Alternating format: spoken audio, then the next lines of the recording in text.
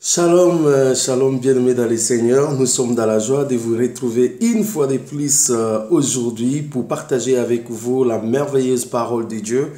Et nous bénissons le Seigneur pour cette grâce qui nous fait. Merci pour vous tous qui nous suivez de partout, de l'Amérique, de l'Asie, de l'Afrique, de l'Europe, de l'Océanie, partout aux extrémités de la terre. Que le nom du Seigneur soit béni. Aujourd'hui, nous venons encore avec un nouveau enseignement. Nous avons déjà commencé un enseignement la fois passée sur la puissance de la sémence, le miracle de la sémence. En fait, la sémence qui est la parole de Dieu.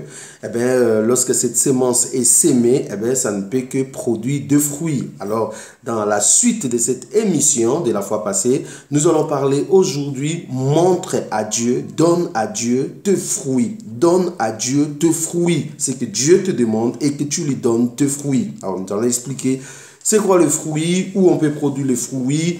Eh bien, bien-aimés dans le Seigneur, vous le saurez dans ces moments de partage, dans l'enseignement de la parole de Dieu. Nous voulons prier et recommander ces instants entre les mains du Seigneur. Dieu notre Père, nous te bénissons, nous te sommes infiniment reconnaissants pour cette grâce que tu nous fais de partager ta parole. Nous prions que tu nous guides selon ce qui est écrit dans ta parole. Le Saint-Esprit nous enseignera en toutes choses, nous guidera. Nous prions que ton esprit puisse nous enseigner, nous guider et qu'il puisse apporter quelque chose de plus pour glorifier Jésus dans nos vies. Merci pour ces instants, que tout ce qui n'est pas de toi, qui peut faire obstacle à ta parole, soit brisé au nom puissant de Jésus-Christ. Nous nous recommandons, sanctifie nos esprits, nos âmes, nos corps, sanctifie-nous que nous soyons pour toi et pour ta gloire. Au nom de Jésus-Christ, notre Seigneur et Sauveur. Amen. Voilà, bien-aimés dans le Seigneur. Aujourd'hui, nous allons parler avec vous. Montre à Dieu, donne à Dieu tes fruits. Eh bien, bien-aimés dans le Seigneur, lorsque la parole de Dieu que nous avons dit précédemment, qui est la sémence de Dieu, tombe dans votre vie, eh bien, conformément à ce que nous avons vu avec vous la fois passée, eh bien, bien-aimés dans le Seigneur, vous tous qui n'avez pas suivi cette émission, vous pouvez suivre cette émission dans, en fait, YouTube, hein, cherchez ça, la puissance de la sémence. On a parlé de la sémence et nous avons dit dans Luc au chapitre 8, le verset 11, que la sémence était tout simplement la parole de Dieu. Eh bien, bien-aimés dans le Seigneur, lorsque cette sémence qui est la parole de Dieu est sémée dans votre cœur, ce qui va se produire par après, bien-aimés dans le Seigneur, est tout simplement que le fruit vont commencer en fait à naître. Et Dieu a besoin de ses fruits. Dieu a besoin que nous lui montrons nos fruits. Mais quelquefois, les enfants de Dieu commettent des erreurs. Au lieu de montrer à Dieu le fruit, ils montrent à Dieu quelque chose d'autre. Et Dieu n'a pas besoin de ce que nous voulons lui montrer là. Dieu s'intéresse aux fruits. Et Dieu veut à ce que nous puissions lui montrer des fruits. Qu'est-ce que nous montrons à Dieu au lieu de lui montrer des fruits? Nous montrons à Dieu l'onction. Nous disons, oh, voilà comment les gens sont guéris. Voilà comment nous faisons tomber les gens. Voilà comment l'Esprit du Seigneur se manifeste en nous. On montre à Dieu l'onction. Dieu n'a pas besoin que tu lui montres l'onction. Pourquoi? Parce que l'onction que vous avez, bien aimé dans le Seigneur, vient de lui. Donc, comment vous voulez montrer à Dieu quelque chose que lui-même il t'a donné pour son travail? Ce n'est pas ce qui intéresse Dieu. Quand nous lisons dans 1 Jean, je vous invite dans 1 Jean au chapitre 2, le verset 20, la Bible nous dit, « Pour vous, vous avez reçu l'onction de la part de celui qui est saint, et vous avez tous de la connaissance. » Nous avons reçu l'onction de la part de celui qui est saint. Donc, nous avons tous de la connaissance, c'est-à-dire, vous n'allez pas présenter à Dieu de l'onction parce que c'est lui qui vous a donné cette onction. Lorsque vous descendez au verset 27, la Bible dit, « Pour vous, l'onction que vous avez reçue de lui demeure en vous et vous n'avez pas besoin qu'on vous enseigne, mais comme son onction vous enseigne toutes choses, qu'elle est véritablement et qu'elle n'est point un mensonge. Demeurez en lui selon les enseignements qu'elle vous a donnés. » Donc, la Bible nous dit que nous avons reçu de Dieu l'onction. L'onction que nous n'avons pas reçu ça d'une personne, nous n'avons pas reçu ça d'une communauté, d'une congrégation. Nous avons reçu ça de Dieu. Eh bien, ne montrez pas à Dieu ce qu'il vous a donné. Dieu a besoin de fruits. Il n'a pas besoin que tu lui montres ton onction. Deuxièmement, beaucoup de gens tombent encore dans une autre erreur. Ils montrent à Dieu des dons spirituels. C'est incroyable. Oui, Seigneur, moi je sais prophétiser. Moi j'ai tel don, j'ai tel talent. On montre à Dieu des dons spirituels au moment où Dieu, quand il vient chez nous, ce n'est pas les dons spirituels qui lui intéressent. Lorsque vous lisez dans 1 Corinthiens au chapitre 12, je lis avec vous à partir du verset 4 jusqu'au verset 11, la Bible dit, il y a diversité des dons, mais le même esprit, diversité de ministères, mais le même Seigneur, diversité d'opérations, mais le même Dieu qui opère tout en tout.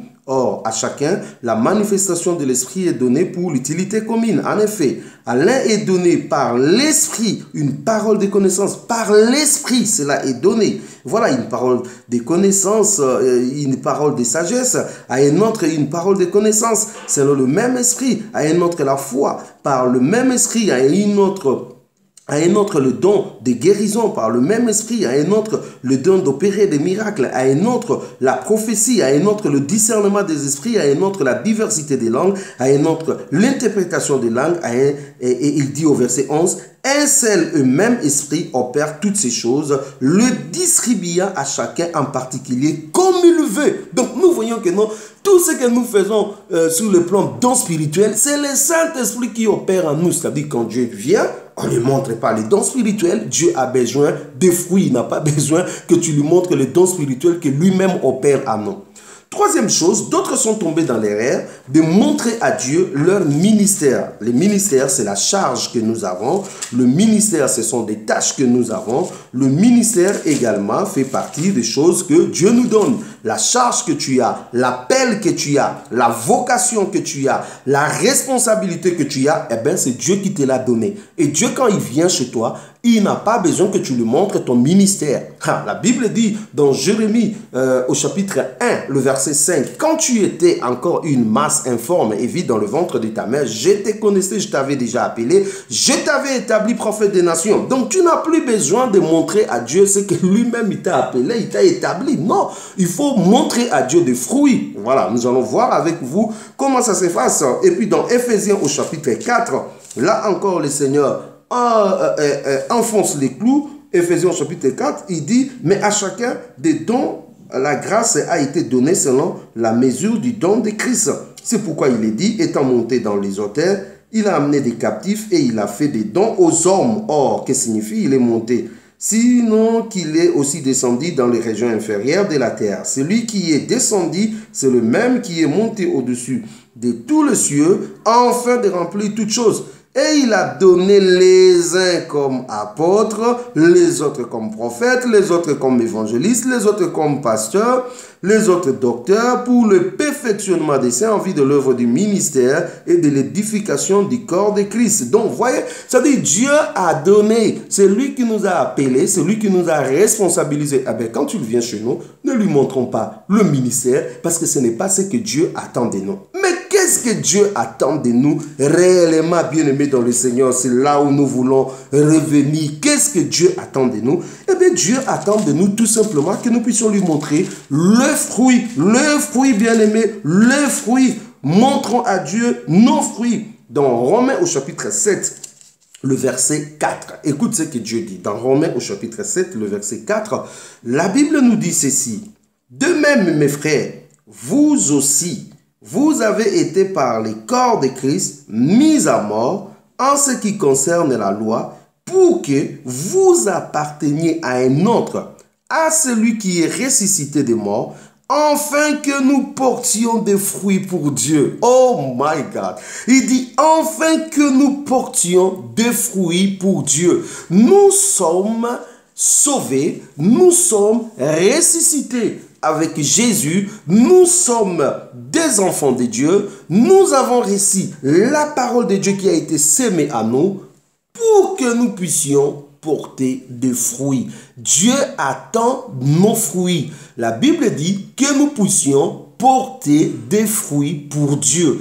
Il faut porter des fruits, non pour ton pasteur, non pour ton assemblée, non pour ta congrégation, non pour ta communauté, mais le fruit, nous le portons pour Dieu. Beaucoup de gens portent des fruits pour que les gens les voient, mais pas pour Dieu. Ils sont tout simplement hypocrites, c'est-à-dire leurs bonnes œuvres, leurs bonnes actions, leurs bons comportements est lié par rapport aux hommes. Une fois que les hommes ne sont pas là, eh bien, ils sont tout simplement des païens. Dieu ne voit pas leurs fruits. Dieu veut à ce que nous puissions porter des fruits et nous portons des fruits pour Dieu.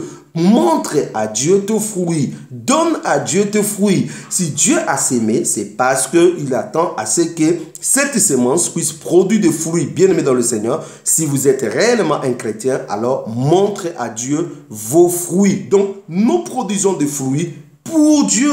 Et la Bible est claire, il dit, afin que nous portions des fruits pour Dieu. Si tu es réellement un enfant de Dieu, vous devez porter des fruits pour Dieu. Sinon, eh bien, il y a un problème. Alors, je dirais aussi que c'est une obligation de produire des fruits. Le fruit, ce n'est pas quelque chose que Dieu nous supplie. Le fruit, ce n'est pas quelque chose que nous produisons quand nous voulons. Le fruit n'est pas quelque chose que, si tu veux, tu produis. Si tu ne veux pas, tu ne produis pas. Eh bien, ce n'est pas ça.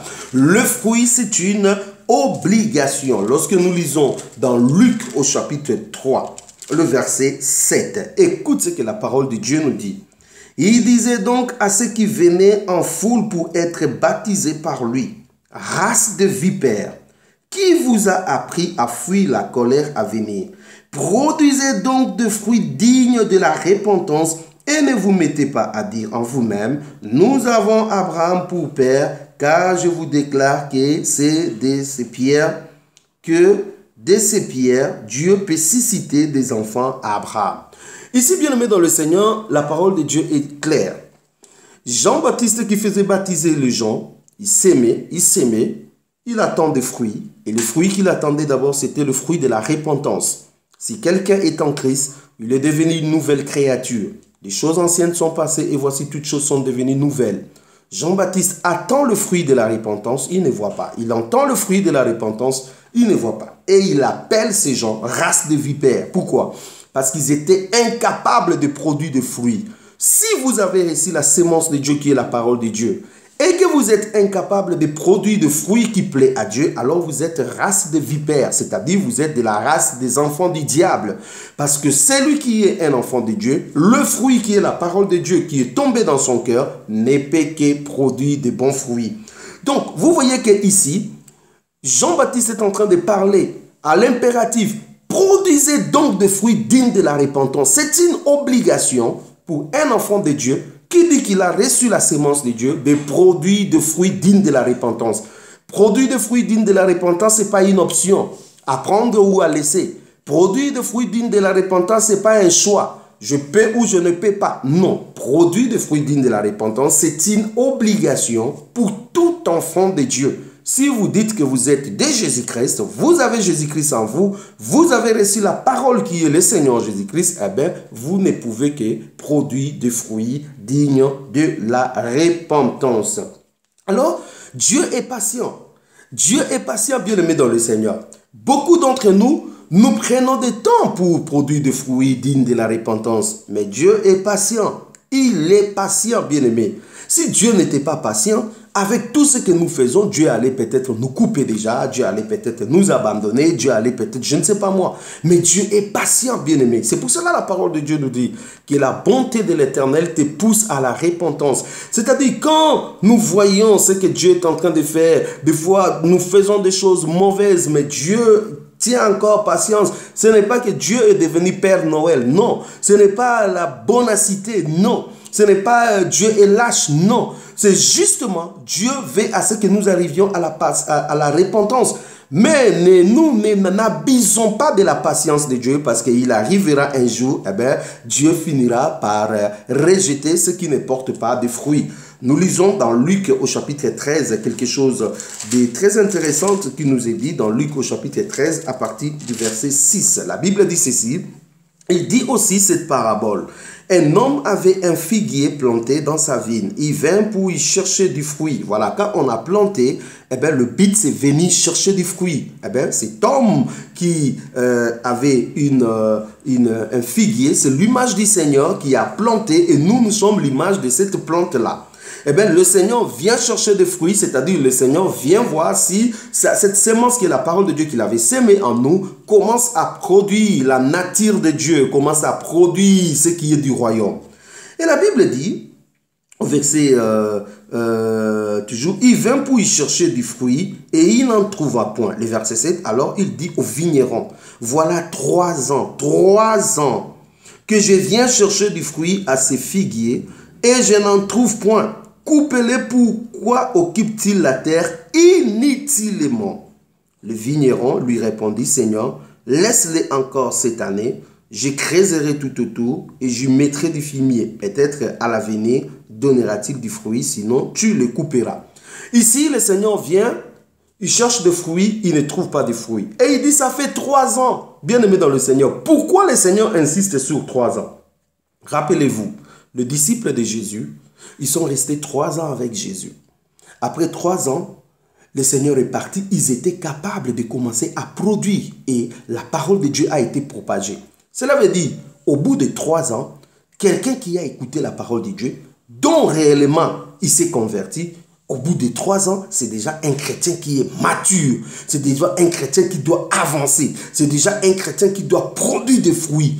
Mais nous voyons aujourd'hui des gens 10 ans dans le Seigneur, 5 ans dans le Seigneur. Il a encore un problème d'habillement. Il a encore un problème de fumer, de boire de l'alcool n'importe comment. Il a encore un problème d'aller chercher des prostituées. Il a encore un problème d'aller dans des boîtes. Il a encore un problème, il ne sait pas que la musique mondaine nous suit. Donc il a encore un problème. Bien aimé, c'est grave. Comment après 3 ans vous avez encore des problèmes? Donc après 3 ans, vous devez être normalement un chrétien mature. Et la Bible dit, quand le maître est venu chercher, il ne trouve pas de fruits, il dit, coupez-moi cet arbre, ça occupe inutilement la terre. Et qu'est-ce qui se passe après? La Bible nous dit,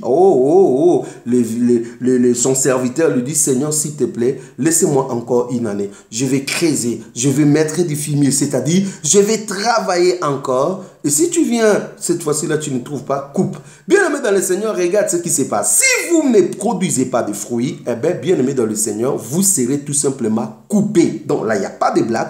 Vous ne produisez pas de fruits, vous serez coupé. Donc, bien-aimé, si le Seigneur ne nous a pas encore coupés jusqu'à présent, c'est tout simplement parce qu'il a encore de la patience. C'est parce qu'il y a quelqu'un qui intercède à sa droite, Jésus-Christ. Et il dit, Seigneur, s'il te plaît, laisse encore une année, laisse encore, je vais continuer à travailler, laisse encore, on va l'enseigner la parole de Dieu, laisse encore. Mais bien aimé, sachez, après une année, si vous ne produisez pas de fruits, la Bible dit, ce sourcil qu'on vous a fait, on finira par vous couper. Nous avons la responsabilité, bien aimé dans le Seigneur, de ne pas abuser de la patience de Dieu, mais de produire des fruits. Alors le Seigneur attend des fruits, mais il n'attend pas n'importe quel fruit. Il attend que nous puissions produire des bons fruits. Si nous lisons dans Matthieu au chapitre 7, Matthieu au chapitre 7, nous lisons le verset 19. Matthieu chapitre 7, le verset 19.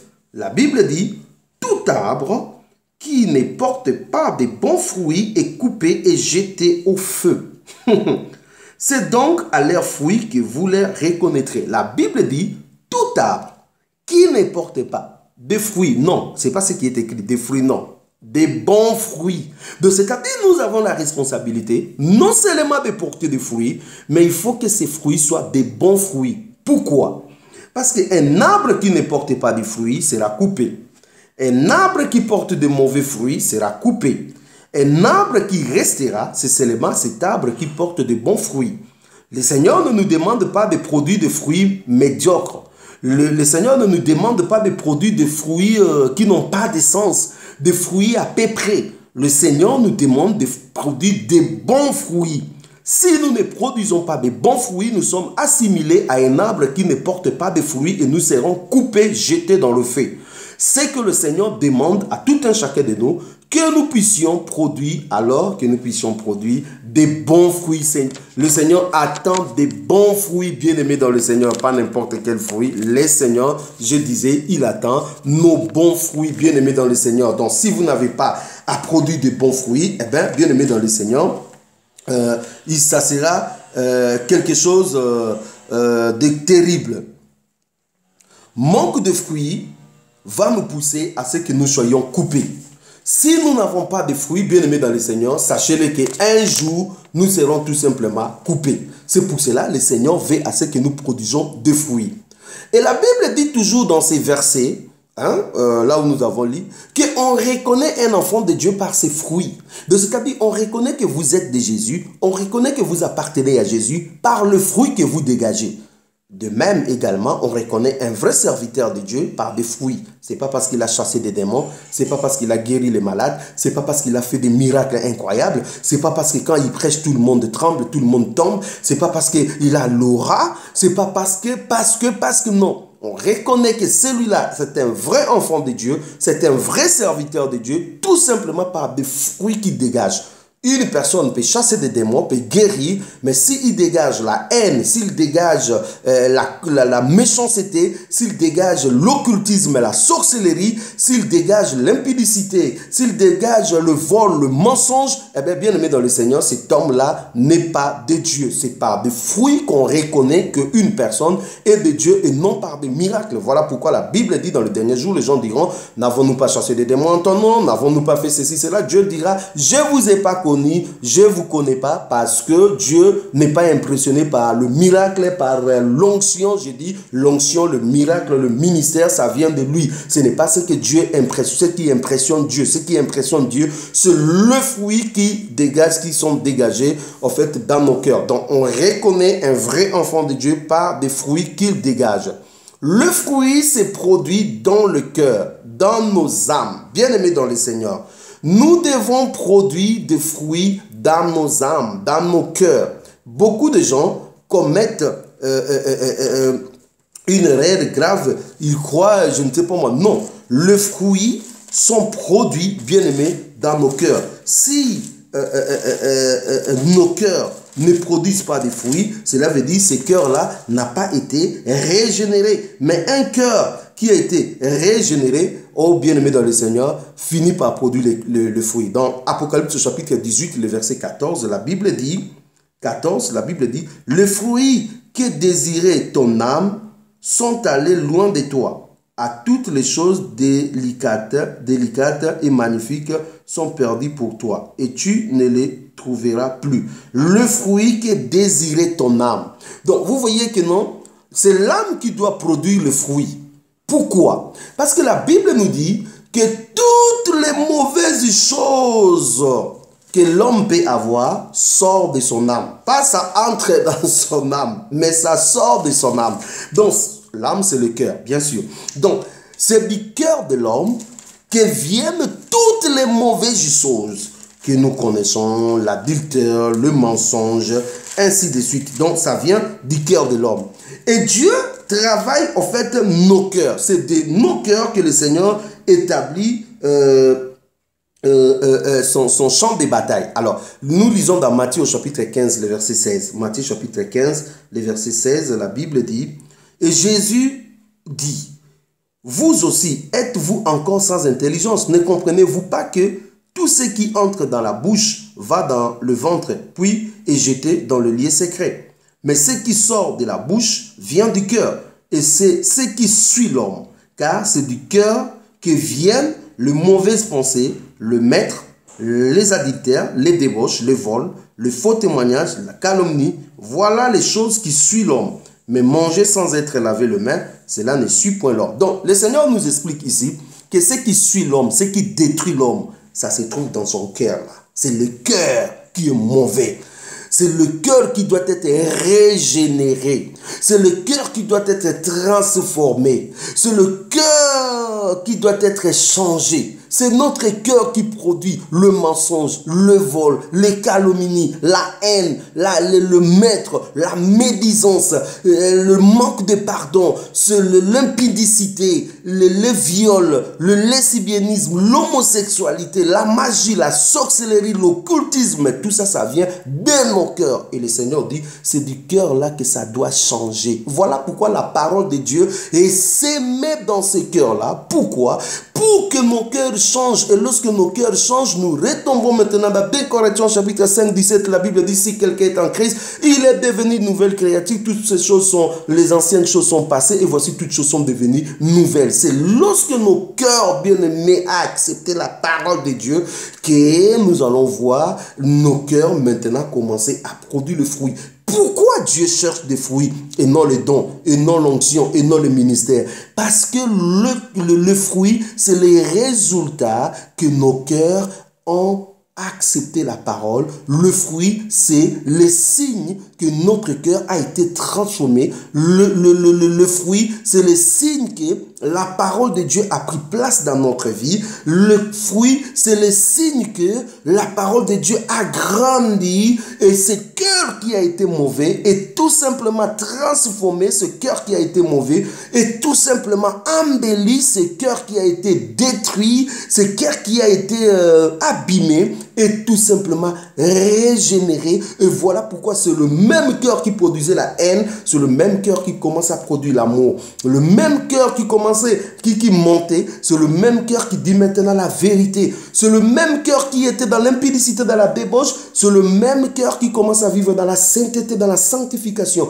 C'est le même cœur qui était, je ne sais pas moi, dans l'occultisme, dans la magie. C'est le même cœur aujourd'hui qui est assidu à la parole de Dieu. Bien aimé, c'est le fruit qui atteste que le cœur a changé. C'est le fruit qui atteste que nos cœurs ont été régénérés. C'est le fruit qui atteste que Dieu a réussi sa sémence. Alléluia. Oh, merci frère. Donc, si vous ne produisez pas de fruits, c'est un échec, c'est-à-dire la sémence qui est la parole de Dieu, qui était tombée en vous, eh bien, bien-aimé dans le Seigneur, a tout simplement échoué. Alors, je lis avec vous dans Galates, bien-aimé, rapidement, pour voir quelques fruits, eh bien, bien-aimé dans le Seigneur, vous connaissez, quelques fruits que nous pouvons produire après que nous ayons accepté la parole de Dieu, après que la parole de Dieu ait fait des effets dans notre vie. Galates chapitre 5, le verset 22, la Bible dit: mais le fruit de l'esprit, c'est l'amour, la joie, la paix, la patience, la bonté, la bienveillance, la foi, la douceur, la maîtrise de soi. La loi n'est pas contre ces choses. Ceux qui sont en Jésus-Christ ont crucifié la chair avec ses passions et ses désirs. Donc le fruit de Dieu, on nous dit, c'est la paix. Et l'enfant de Dieu qui a accepté la parole de Dieu respire la paix, respire la joie, respire l'assurance, respire de bonnes choses. Et bien là, ça prouve que on est réellement un enfant de Dieu. Le cœur a changé. Ce même cœur qui a été blessé, qui répliquait des choses mauvaises, ce cœur commence à couler. C'est le même cœur qui était orgueillé. On se sentait comme si on marchait sur la ligne. Et c'est le même cœur qui est dans l'humilité. L'humilité est un signe. C'est le fruit qui atteste que ton cœur a été changé. L'humilité, bien-aimé dans le Seigneur. Vous devez accepter des fois qu'on marche sur vous. Vous devez accepter des fois d'être regardé comme la balayure. Vous devez accepter le mépris. Vous devez accepter des fois d'être vilipendé. Vous devez accepter des fois sans réagir. Bien-aimé, des fois l'humilité n'est pas loin de l'humiliation. Mais on accepte ça. Jésus-Christ avait l'humilité. Il est passé par l'humiliation. Mais il a accepté. Bien aimé, la plupart des hommes de Dieu que nous connaissons dans la parole de Dieu, ils sont passés par l'humiliation. Mais ils ont accepté d'avancer avec Dieu. Avançons. Ne regardons pas à notre ego. Ne regardons pas à notre petite personnalité. On m'a choqué. Ici, surtout en Europe, les gens passent leur temps. On m'a choqué. On m'a choqué. On tient à sa petite personnalité. Je suis sensible à ça. Moi, je n'aime pas ça. Il m'a choqué. Les gens veulent à ce que même dans l'église, on puisse caresser les gens dans le sens du poil. Qu'on leur dise pas que l'homosexualité c'est mauvais. Qu'on leur dise pas que ça c'est mauvais. Non, quand tu dis à une personne, non, c'est une vérité crue. On m'a choqué. Bien aimé, on va vous choquer. La parole de Dieu n'a pas d'amis. La parole de Dieu là, ce n'est pas amitié. La parole de Dieu là, si tu ne veux pas que tu sois choqué par la parole de Dieu, eh bien va faire ton église. Mais si c'est la parole de Dieu véritable, l'impudicité sera impudicité. L'adultère sera adultère. La magie sera la magie. La sorcellerie sera la sorcellerie. Mensonge sera le mensonge. Tout dans la Bible, on appellera le chat par son nom. Même si tu es pasteur, apôtre, je ne sais pas moi qui, la parole de Dieu reste égale pour tout le monde. Donc, qu'on te choque pas, il n'y a pas un problème. Donc, bien aimé dans le Seigneur, vous ne voulez pas de la parole de Dieu, il n'y a pas de mimésie, il n'y a pas, voilà, qu'on arrange la parole de Dieu pour vous. On n'arrange pas la parole de Dieu pour quelqu'un. Dieu demande à ce que ton cœur soit sauvé et que vous produisez tout simplement le fruit digne de la repentance. Les bonnes œuvres que nous avons en Christ sont des fruits que Dieu attend.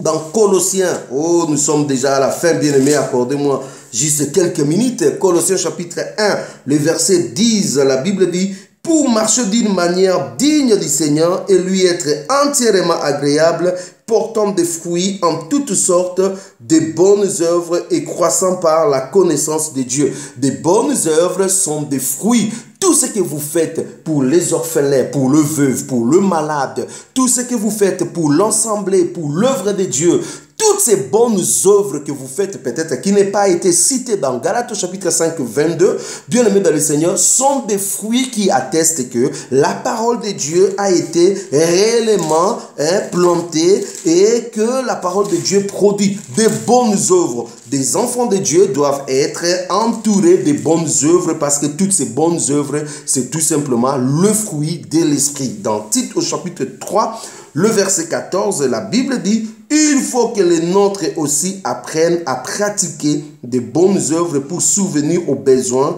pressants, afin qu'ils ne soient pas sans produire des fruits. Vous voyez, donc même le fait de donner, survenir aux besoins des apôtres, survenir aux besoins des saints, pour Paul, c'était une manifestation des fruits, bien-aimés dans le Seigneur. Donner, c'est le fruit que nous donnons. Ce sont des œuvres, des bonnes œuvres que nous faisons, et cela est considéré comme des fruits.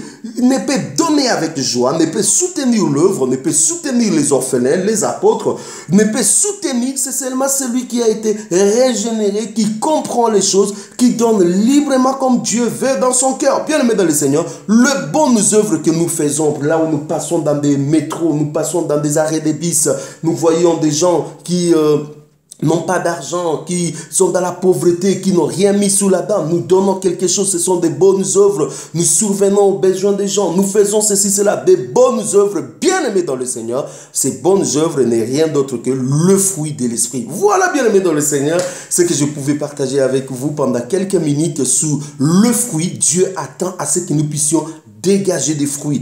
Et si réellement vous êtes un enfant de Dieu, vous allez dégager des fruits. Si vous n'êtes pas un enfant de Dieu, eh bien, bien aimé, vous n'allez pas dégager des fruits. Dieu est patient.